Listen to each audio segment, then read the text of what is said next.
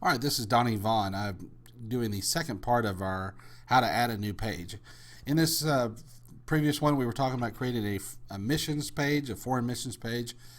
All right, what I've done now is I've put some additional photo and text on here, just some Latin text, just placeholder text to show you a few things. Now, a couple things.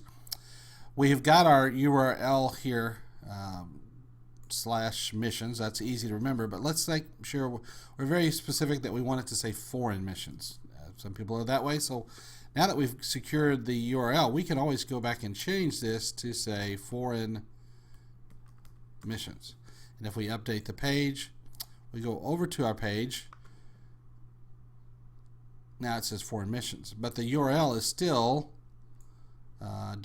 you can't see that, but it's basically still /missions, and so that's what you want it to be.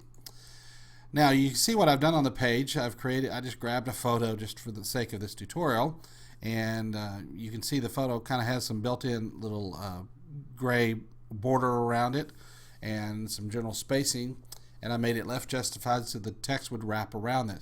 But you notice down here I added a thing that says contact David for information. Let's say we want to email David. We could always add a form that says fill out the form below, but we'll get into that in another tutorial. But that would be a way to, let me show you real quickly. You're still in the visual tab. You got your text, and let's say we want to put a form here. This is where we would add a gravity form, and you would select a form, and you go from there. And if we had a form on here, I'd show you, but we don't for now. But that's where you would do that. So what we want to do is just simply, and I think we talked about this in one of the other tutorials about how to edit a page. You can either bold this, but in most cases I think on your site the hyperlinks are not bolded. Anytime you want to hyperlink to an email address, you take off the HTTP and put in this mail to : and this is where we could do david@ovillachristianschool.org. I'm not going to spell it out, but you get the idea. All right, so you put the email address in here.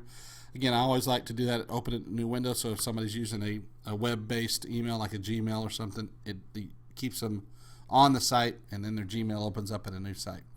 You simply add the link and update the page, and now again when we go to refresh our browser, you can see here that there's the contact David for information. If I was to click on that, my email application would open up and I could send the information that way.